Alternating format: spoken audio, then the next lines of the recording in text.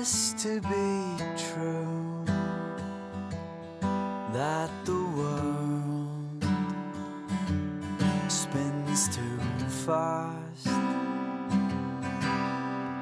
It leaves some folk behind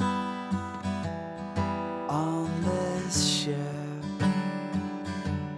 without a mast. Oh no, no, no. Somebody please slow it down. Slow it down. Slow it down. Hello, lovely humans. Welcome back to the We Are Already Free podcast. Many of us in this life carry blocks that keep us stuck, patterns that we can't seem to shake, no matter how hard we try. And these invisible chains often trace back to our earliest moments, to our birth story. Birth is the first experience that we have of an embodied life, and it's so critical, and yet in our society, it's so overlooked and mistreated. And so this thing that has such a powerful impact on us can shape our life, our business, our relationships. Without understanding this part of our lives, we will keep hitting the same walls, the same blocks. So in today's episode, you will learn how your birth story holds a powerful key to your liberation and discover some practical ways to start healing your birth imprints. And we're going to have the incredible support of Nicole Moore, who is a senior facilitator of Birth into Being, to guide us on this path today, to support us with her own stories and her own journey. And she is someone who trains practitioners internationally. She focuses her work on the imprints of birth and early life and their impacts on our capacity to thrive. Her clients birth and build sustainable businesses that heal and elevate the planet in a large range of interpersonal service industries. These include counselors, coaches, birth workers, body workers, psychologists, support workers, and those working within the healing arts and complementary therapies. She also hosts transformational deep immersion workshops internationally and speaks to industry groups about the impacts of birth and early life experiences on human development and potential. So as I am sure you can imagine, we have a very beautiful conversation ahead of us today. Thank you so much for being here. Thank you so much for joining me for We Are Already Free. When you hear the words, we are already free, what comes up for you? Acceptance. Change. A shift in awareness. Human beings are so powerful. There's so much more. Everything is love behind it. Breaking the chains of your own mind. That which remains. Nature. Getting out of the matrix. We're sitting on the treasure and it's already unlocked. We are already free. You're free. You are a walking map. Have always been free. You are always free, already free. We are already free. Hello and welcome to We Are Already Free. It's an absolute pleasure to have you here. Thank you for joining us, Nicole. My pleasure. I look forward to chatting with you. Thank you. All the way from Australia. Mm-hmm. The southern people. I'm in South Africa, you're in Australia. A wonderful connection of the southern hemisphere here. So I'm always curious as we get into these conversations to hear about your own journey, your own experience of really getting into this. Like, what is it that inspired you? Have you always had this kind of interest in birth as this holy, sacred process? Or was there something that you had to go through that enabled you to step into this space of service and knowledge and awareness in this way? I do remember watching documentaries as a teenager and trying to comprehend the magic of birth. But it wasn't until I was pregnant myself that I kind of, my whole worldview kind of expanded to include birth. And it was just such a complete exploration in that first pregnancy, and then in a different way in the second. And that was 22 years ago now. 23 actually, because my firstborn is 22. And so it was through my own journey, and I just was so fortunate to have landed in a part of the world where home birth was very openly encouraged and completely normalized. And so I was, just easily set upon the path of having a home birth, which also means that, it's probably going to be unmedicated and a purely physiological birth, as opposed to surgical or whatever. So, was through my own journey, and and it was a very deep immersion actually, and I'm still in it, but in a very different way because I'm 50 now. So Right. my contemporaries are no longer having birth babies. So Yeah. very few of them are. Yeah. Yeah. Well, I mean, for a little more context from myself, because there's a few things. Yeah, I think I said to you before we went live that this is very personal for me, and also my hope is that this can be inspiring and expansive and empowering for anyone listening. But this isn't something I'm generally sharing super publicly out there. But my wife is pregnant, and we are having our first child sometime in April, and we're going home birth. We have a beautiful midwife. We're going more free birth, in fact. And so we actually watched the documentary. What is the name of the document? Is it Birth into Being, or what is the Birth document? as we know it. Birth as we know it. And we watched it together before she was pregnant, before we were even married. And it just landed so deeply for me. So I really do encourage anyone, I'll be sure to put that in the show notes, like watch that documentary for a real deep invite and expansion into what birth can really be. And at the same time, for many listening right now, they might be going like, what is this all about? Like, everyone's birthing, we've got hospitals, we've got doctors, like what are you guys talking about? Why does any of this matter? So could you help us to understand a little more of why birth is so important? What does birth really mean? What can birth mean? And what's going on in our society today around birth? Those are all just enormous questions. So I hope I'm you've got sorry. 2 hours. Take whichever one and we'll come back to the others. Yeah. Look, it is a little bit like some kind of secret initiated knowledge, that birth is sacred and that birth can be absolutely magical and transformative. And unfortunately, not everybody comes across this information, before having a baby. Some people find it out, just by chance, in the birth of their child, and that's a beautiful thing. But the numbers are growing. I mean, Instagram is very helpful in that way. That the word is spreading, for better and worse. Like there's also lots of it's a very nuanced conversation there. But it's wonderful. It's wonderful that people can still access the ancient knowledge that we used for centuries and centuries to bring our babies into the world, and that we can also enhance this with modern knowledge of what we now understand about the nervous system and how the nervous system develops and everything, so that we can really optimize the pregnancy and the birth for the baby's nervous system and well-being, so that we can understand that, getting good rest, for example, is not just,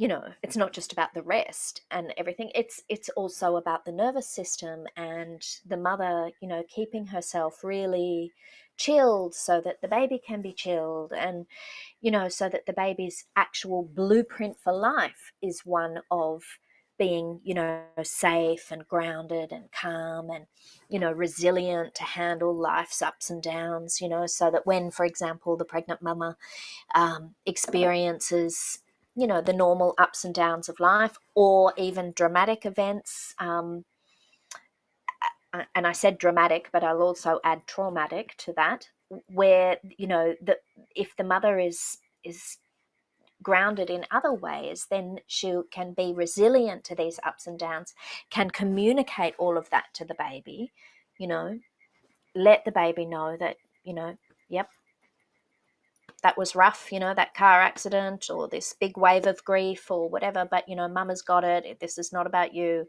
It's not your fault.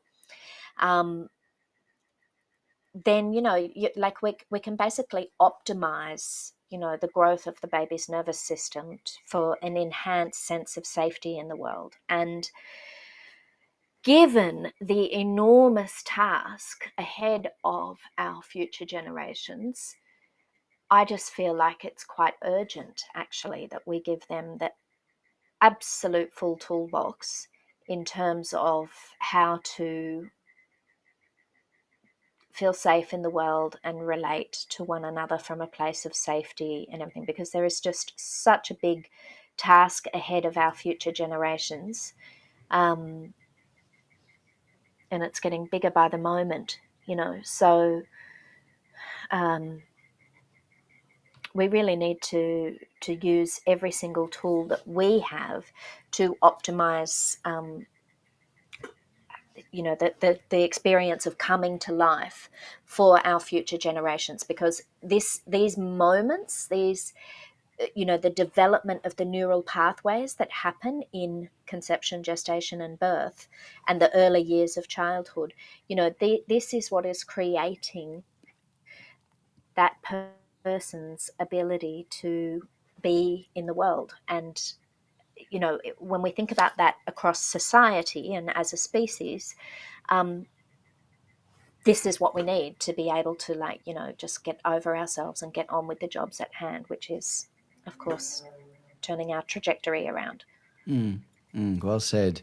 And I'm curious to know around the general, because often we look at extremes in many situations, and often with birth, people will say, oh, well, if you home birth, then this terrible thing can happen, or if you hospital birth, then this wonderful or terrible thing can happen, etc. And I'm wondering, if you think of the general experience, and again, based around this idea of this nervous system that is designed to be able to navigate reality in a way that is functional, regenerative, that is resilient, what is your perspective on the general experience that a mother and a baby might have in hospital, and what they might generally experience in something like a home birth?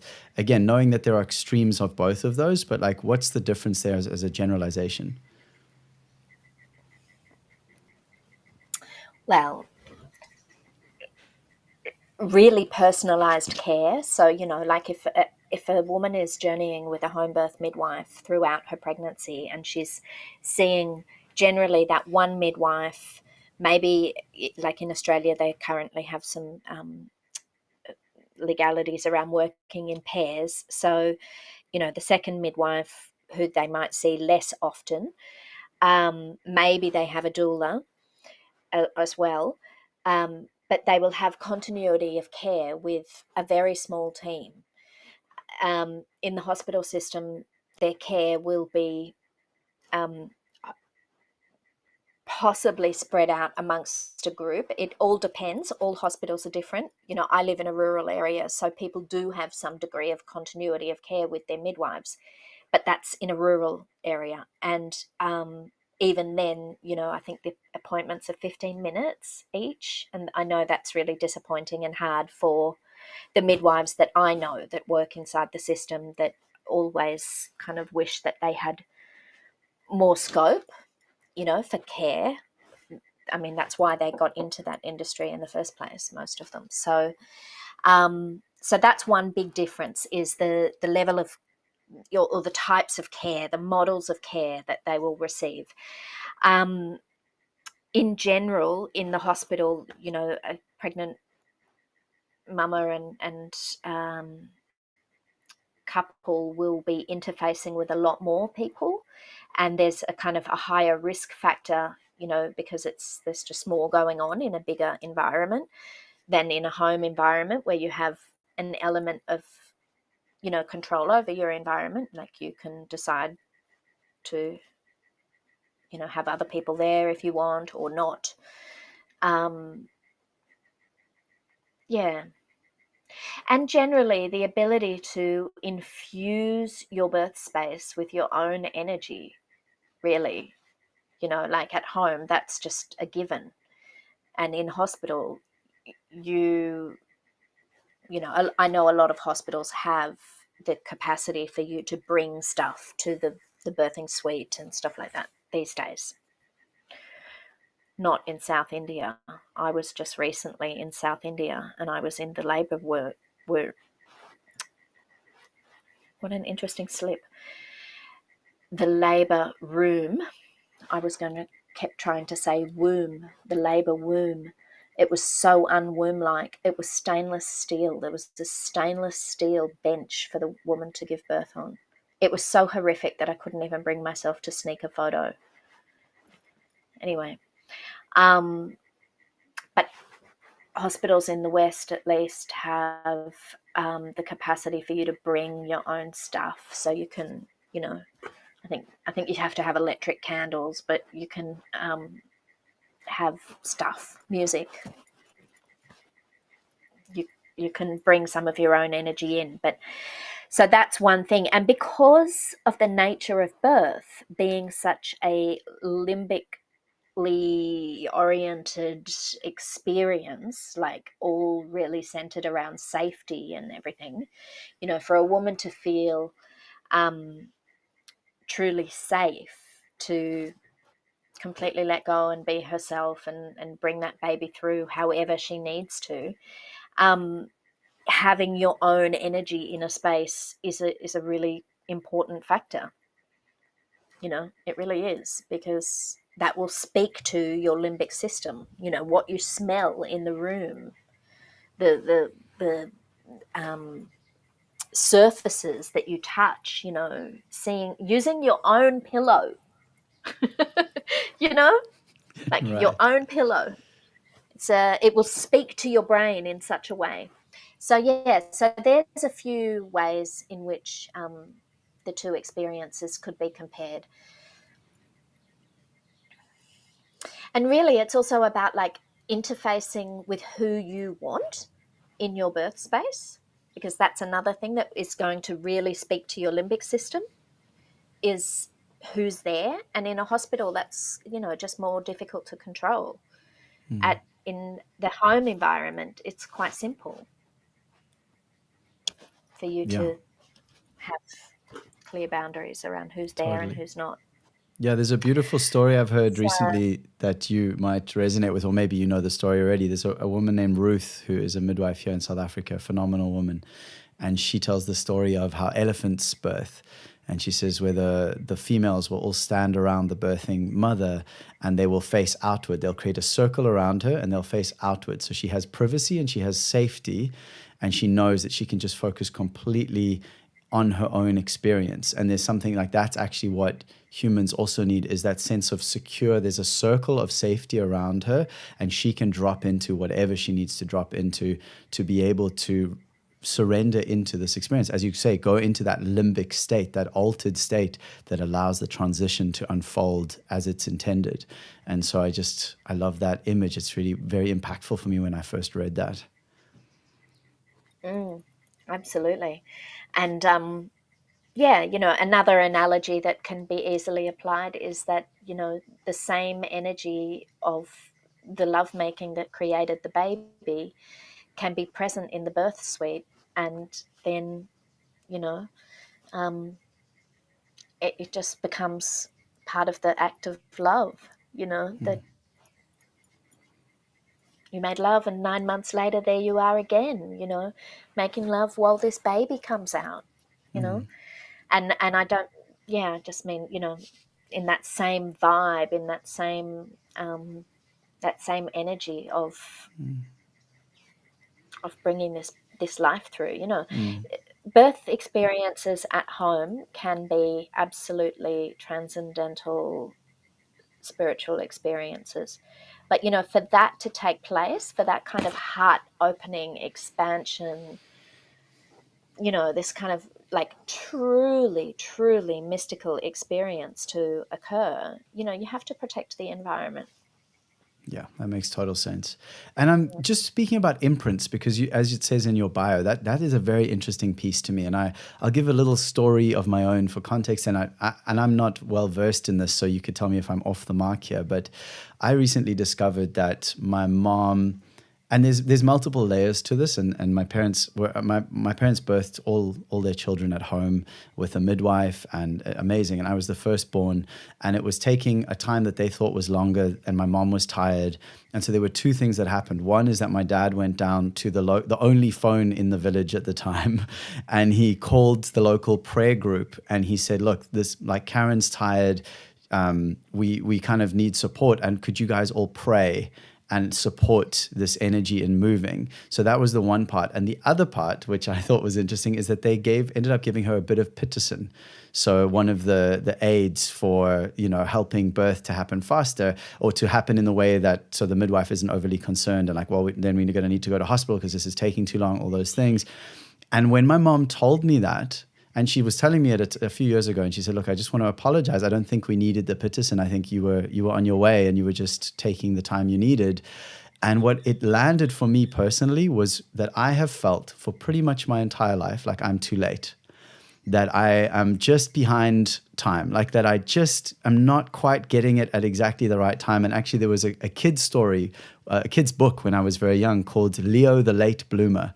And that's like one of the only kids' books that I remember from my childhood, was feeling such a resonance with this Leo, I think he was like a leopard or a tiger or something, who just like wasn't getting on with life at the pace he was meant to. And so I relate that to my birth story of like, I was taking the time I needed. And then someone came along and said, no, you need to move along, son. Like, we've got to get this thing done. And that left this imprint of this feeling of lateness. And I'm wondering, is that accurate? Is that what you're talking about? Or could you speak to what that imprinting looks like or can look like? Yeah. Well, it's so interesting that you've chosen that story to share, because I also have a funny relationship with time that is related to my birth. And I, to be fair, I'm not very consistent with it, but I do have moments of my life where I'm really trying to actively work with this imprint. And as yet, it keeps coming around. And like I said, I have not been consistent. I think there's many subtle layers to it. So I'll explain through both our stories how it can work. I'm curious about the part. First of all, I'm curious about the part where you and your mother were actually having this conversation. And I'm wondering, did she spontaneously bring this apology? What's the context of the conversation? Yeah, I mean, my mom is a very introspective, very deep feeling and thinking human, and she's also deeply involved in birth as a passion of hers, like something that she really cares about, and having birth for children at home. And then at some point, I imagine, she never really told me the context of why it came up in that moment, and I actually will ask her after this, but I imagine that in her own journey of understanding more about birth and more about home births, and then even further home births that become medicated to whatever extent for whatever reason, we were just in a conversation. She's like, "Look, I just have something I want to say to you, which is that I realized this happened, and I just think it had an impact on you, and I just want to apologize." So that was the context. Interesting. And when she says it had an impact on you, was she talking about the same thing that you're talking about, or she meant more like when you were a baby? That's a great question. I must actually ask her that, because I'm not sure what her feeling around it was. I mean, I have had a lot of challenges in my life, but but not like I think most people I know have. But I've struggled a lot with insecurity, with self-sabotage, depression, all those wonderful fun aspects of the human expression. So, yeah, I'm going to ask her that. It's such good questions. Thank you.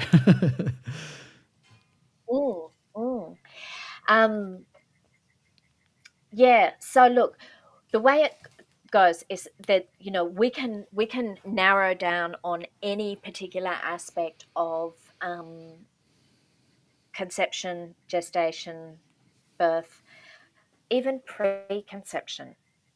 There is a lot of very, very interesting work that's been done around the preconception experience. Then there's also like conception and implantation. When the body says yes.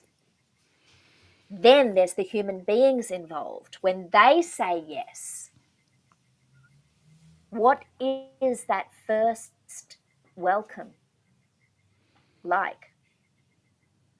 Is it a welcome? And these are just points in the journey. Like, there are many parents that go into shock, when they first discover that they're pregnant.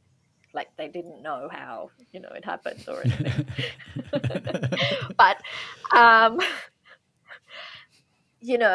they go into shock and they sort of have a moment of, so this is not like, I am not saying these things so that people start whipping themselves for all their moments of uncertainty, not at all.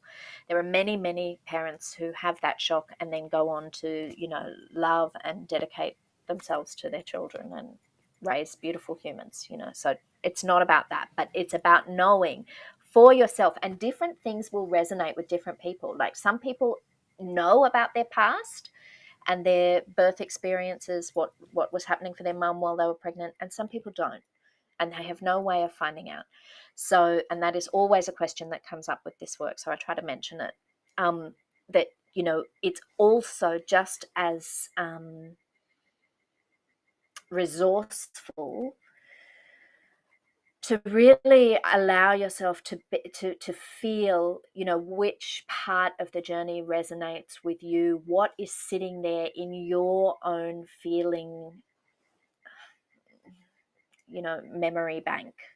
Like, what is there for you around those concepts of implantation, first welcome, gestation, the different stages of gestation. And like, things happen, like people undergo like enormous loss and things like that while they're pregnant, and they go on. I mean, look at what happens all around the world. There are people going through enormous catastrophes and still having babies. Then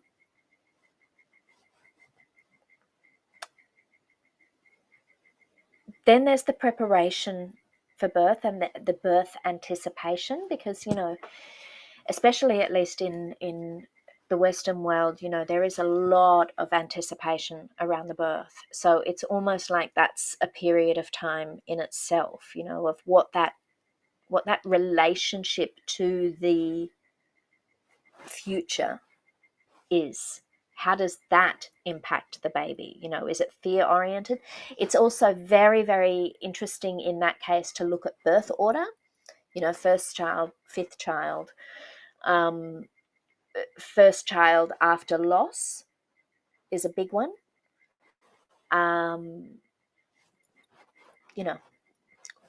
How the conception has gone, like, okay, this is a viable conception that has, this baby is going on, but is it after 5 losses? Is this a naturally conceived child, or has it happened through IVF? It's, all these different stages of things. And again, it's not for better or worse, it's for just knowing what stages of, your becoming feel tender to you, and it's like that phrase that beauty is in the eye of the beholder. Well, so is trauma, it's, and I'm not saying that we need to label anything on that. Like, you can still have very informative experiences without them being considered traumatic along that conception, gestation, birth line. And then there's the early years. And then we have things like, how our parenting styles have evolved and continue to evolve. And this is, this is part of the progression of humanity. Thank the goddess that we are, evolving in some ways. But what that means is that sometimes we are trying to parent in ways that we weren't parented. The same way as we sometimes want to give birth, the way that we weren't born. And that's often the case when people are coming to this work. It's because they know that there's some terrible story around their early life, and it scares them carrying that forward. They don't want to carry it forward. They want to leave it in the past and move on and be able to bring their own babies in a different way. And hooray for those people that find that pathway to knowledge and understanding, and basically find us and do work with us around limbic imprints. But likewise, when it comes to the early parenting stages and how triggering of our own inner child our children can be, that's really something. It's like, it's all well and good to prepare for birth, but you got to prepare for parenting as well. Absolutely. It's And definitely, parenting involves some serious triggers. yeah, yeah. Yeah, that's I think that's one of the things that inspires me actually to keep getting up in the morning and like taking care of myself, to do my somatic practices and to pray and to breathe and move my body and like all those things, because I know that I know that I can't possibly know what the experiences that I'm about to step into, like that it's beyond my ken. I don't have the context for it. And I also know that it's going to push every boundary, every part that everything, every test that of every part of myself. And so wanting to just give myself and my child and my wife the best opportunity to experience the best of me. And also within that, the grace of mistakes, of like, I'm going to get this so messed up sometimes. Like, and that's also just like unavoidable, and to be kind with myself first around all of that. So yeah, I feel it deeply. Yeah, well, parenting is incredibly humbling, that is for sure. And the other thing that I want to say is that, enjoy all of that, your practices, and everything that you mentioned. I get as much of it in as you can now, because on a very practical level, life is about to change. Yeah. And I also wanted to say, but not as doom and gloom. Parenting, pregnancy and birth, but also parenting is like the ultimate spiritual adventure. You are venturing into the great mystery, and it is wonderful, wonderful journey. And I also want to say congratulations. I didn't get to say that before when you first mentioned it, so congratulations. Thank you. I appreciate It's that. very exciting. Yeah, I actually had a quote that I discovered. I was thinking about Khalil Gibran, who I just generally think is a wonderful messenger. And I found a very short quote that he says, "Birth and death are the two noblest expressions of bravery.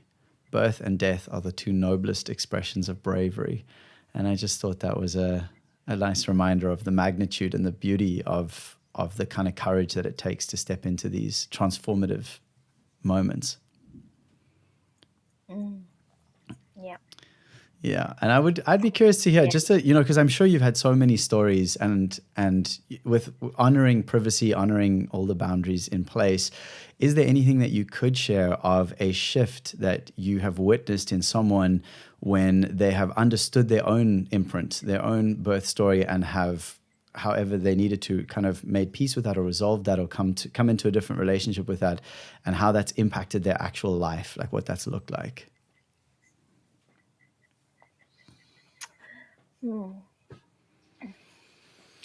Well, there's numerous books that have been written, big projects completed, including one of mine.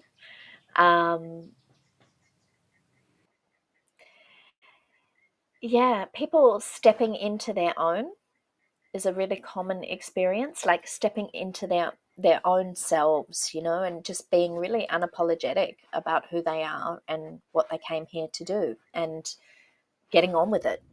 That is the number one experience. And sometimes it's amazing, because it just manifests in so many different ways. It's really amazing. And sometimes it's like someone will come and do, like a long retreat with us, and get all juiced up, and then do the facilitator training, and then go and do something completely different with their lives and with themselves, but like on full fire, you know It's absolutely amazing. And then there's other people that, you know, have been wanting to, um, you know, wanting to do a particular thing for a very long period of time. You know, it's like their little pet dream. And it stays. This is my pet rock. No, Nice. I just realized it came up into camera. I play with it while I'm on That's awesome. camera. You know, I play with it. It's very grounding, and you know. But seeing as it came up, I thought, oh, I better introduce my Yeah. pet rock. Rock and roll. But no, people have their people have their little pet dream that they just. It's like they just drag that dream around with them everywhere they go and never bring it into reality. And it, it's like, you know, I mean, it's a very dominant story in our culture, you know, the dream that you drag around. But there's no reason that it can't happen once you kind of, you know, get rid of what we call it, the debris of the past, which is, you know, just this flotsam and jetsam, old wounds, you know, random shit that comes back up again and again, you know, and you meet the same limitation or the same story with different characters again and again. And yeah, the general experience of when people kind of really come to understand and work with their limbic imprint and basically create new ones, for their nervous system to adhere to, the basic big outcome is that they do what they came here for.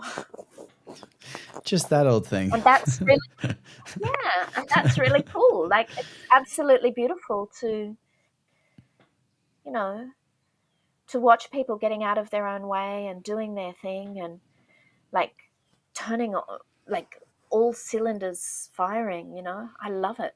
I absolutely love it. Yeah, I feel that. It Yeah. feels so beautiful to hear you talk about it. And of course, I highly recommend that anyone listening to this goes to the links that I will share in the show notes and follow your work and get into your work, take some of the workshops, the courses, or, you know, dive in.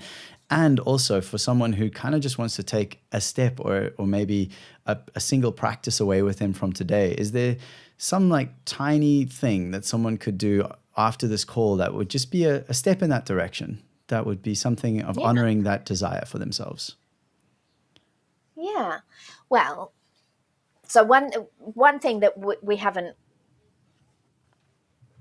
talked about yet, but you know, the work that I do with the Birth into Being method is kind of a combination of different techniques, but some of them are kind of neurological hacks, and this is one of them. And we use it before we go into processes. We use it, you know, when we need a kind of like a recalibration. So it's kind of fun, and we don't have to wait until the end of the call. We can do it right now together. Ooh, amazing. I'm excited. Yeah.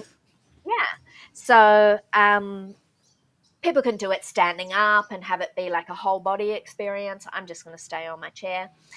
But it basically looks like this: rapid breathing and rapid facial movement. Bit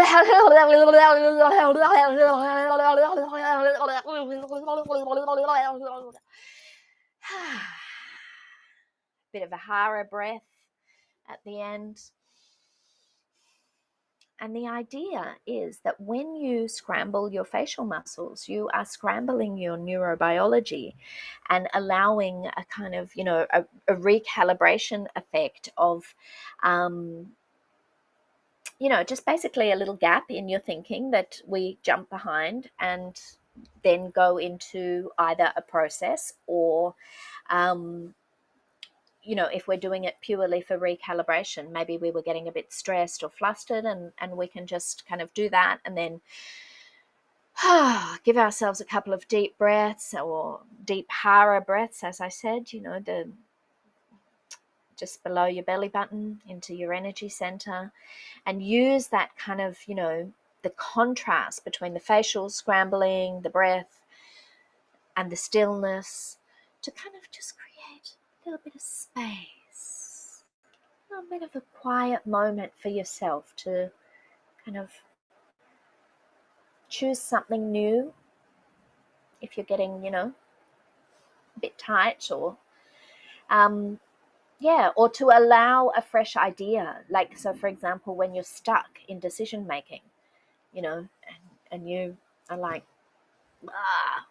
give me something new, instead of just going over and over the same stuff. Can be good when you're, interacting with somebody and you need to kind of recalibrate the conversation, if they're up for it. It's great with kids, really good fun with kids. Like when it's all getting a bit stressy, you can just do a little bit of what we call monkey breath. And it's a little reset. And this is a very simple tool, and it might be a bit misleading because it's kind of simple. But we use it, like I said, in workshops as a kind of an entry point to some of the, more profound experiences that we offer. But yeah, it's fun, it's light, it offers space, and it's just a funky little tool. That was completely unexpected, and I enjoyed that so much. And we actually have someone watching live who said, "Does laughter at what I see count?" And I think she really enjoyed what just unfolded. And I really enjoyed it. And it definitely, I noticed the difference going into that state of kind of chaos, in a way of just releasing, allowing chaos to come through, and playfulness actually, and silliness and ridiculousness, the jester. And then bringing it back into a slow, calm breath immediately. As you were talking, I was like, that's what I was experiencing, was that contrast between those two states, and just a really beautiful navigation. And actually, I know you say it is a super simple and an introduction into often much deeper work. And also, like, I'm finding that the somatic practices that are most impactful for me right now are very, very simple. And they just go so deep. And it's like, in a way, it's a medicine for me, where I've often felt like I had to go hard and go all in and be intense. And it has to be like, I have to feel like I'm literally about to die, and then I'm going to change. Then it's going to be better. And actually those softer, gentler, flowy, and in this case, silly practices are also doorways into this state of presence and enoughness and contentment. So thank you so much. We have obviously only scratched the tiniest surface here, and I want to take us into our Q&A session. We do have a question from someone, but I'm just wondering from you, is there anything else that's really feels important to you that you haven't said yet, that I haven't asked about, that you would just love to bring into this space in this moment?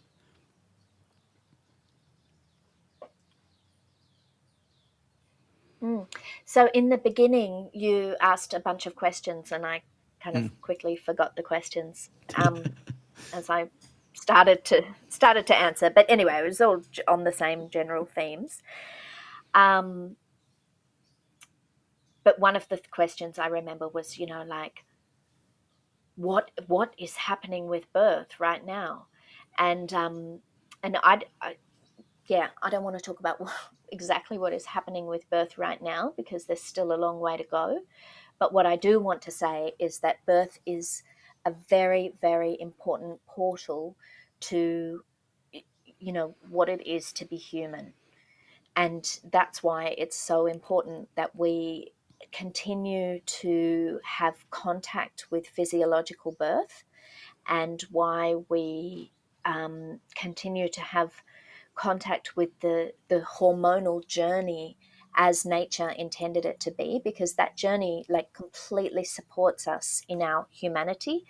And by that I mean our humanity, our capacity to, be relational, and to be human together, and to, to live a life of, like, interconnection and love. And because that's where, I'm invested in us going as a species, that's why I'm so passionate about birth, and so invested in sharing this message and everything, that birth is really important, is because it's like, we're going to some strange places as a species, and we need to keep in contact with physiological birth. Thank you for that. Thank you. And yeah, it's one of the things I'm still practicing is asking one question at a time. So thank you for the reminder of that. I love that. And so yeah, if anyone is watching now live and has questions, but otherwise we have one question that is related to, that is asked by the Inscension, the Cosmic Scribe has asked for any insights that you have, Nicole, around C-section, anything that you feel available to share around that.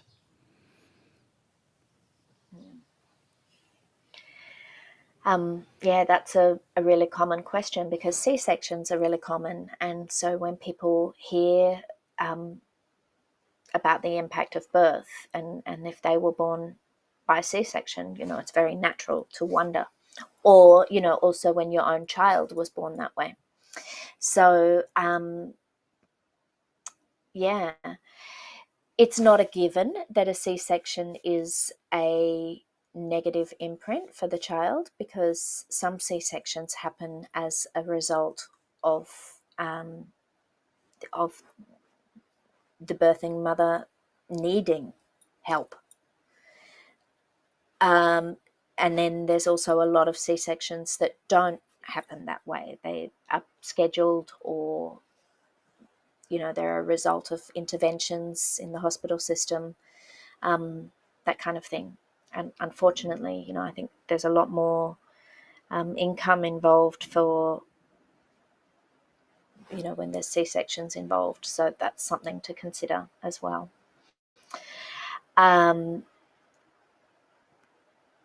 Yeah, so it's not a given that it's a negative imprint because, it can come as an imprint of help comes when help is needed. And that is a wonderful imprint because imagine the sense of safety that you get knowing that help comes when help is needed. That's cool, actually. I do know that the recovery journey for a mother that has a C-section is slightly different than a vaginal birth.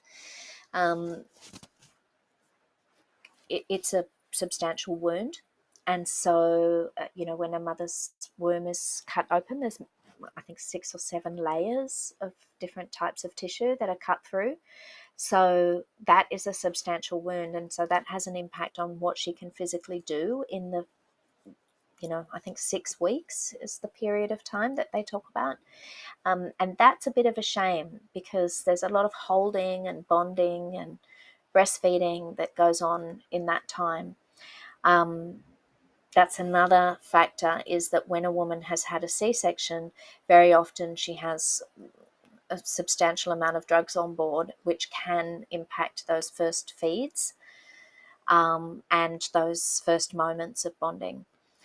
There is an absolutely wonderful growing level of awareness around the kind of care that babies require post C-section. So kangaroo care is something that is about having skin-to-skin contact.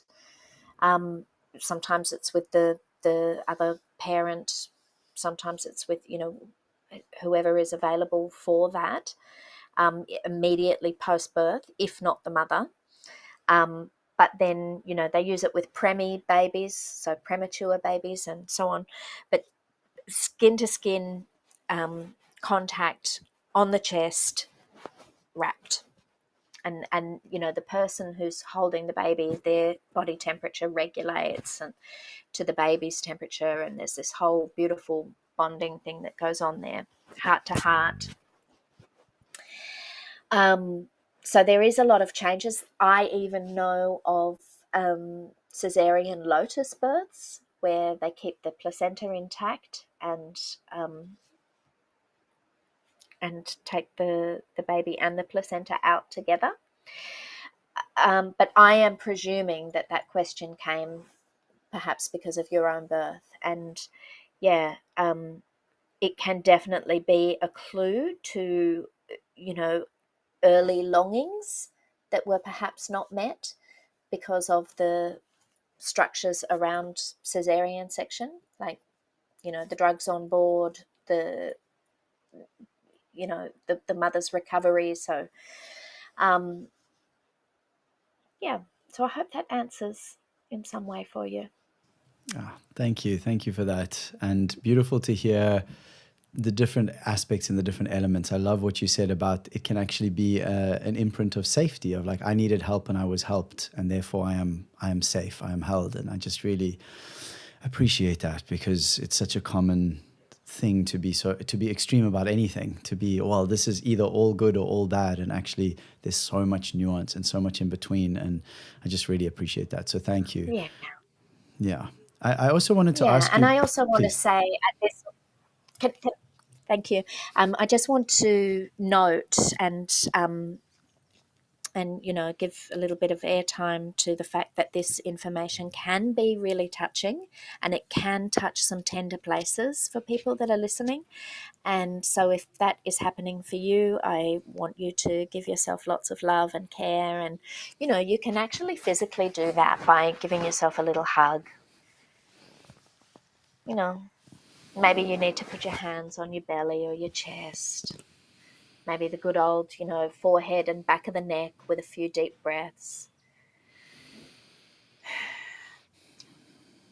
Contemplating your own entry to life and how it may be impacting you and how it may have impacted you your whole life can be kind of, you know, a big thing to it lands differently for different people, but it can be kind of huge. So I just wanted to acknowledge that for people I, listening. I so appreciate that. That's a beautiful reminder and invitation and acknowledgement of the sensitivity and tenderness of these spaces, and of this space in particular, how we came in, or how we bring our children through all these things that we're all navigating. So thank you for that. And actually just another practical question, which is I'm obviously going to share your links in the show notes, but any projects or anything in particular that you're kind of active on right now that you really think you'd love people to know about or to send out there for them to connect with? Yeah. At the moment, so it's February already. And I have a really big workshop happening in July, late July. That's kind of what I'm working towards at the moment, is our annual deep immersion retreat, which is 8 days of experiential process work, all around early life experiences. It's absolutely amazing, life-changing experience. Then we have an integration day, and then we go on to do a further 8 days to train to be a facilitator of this work.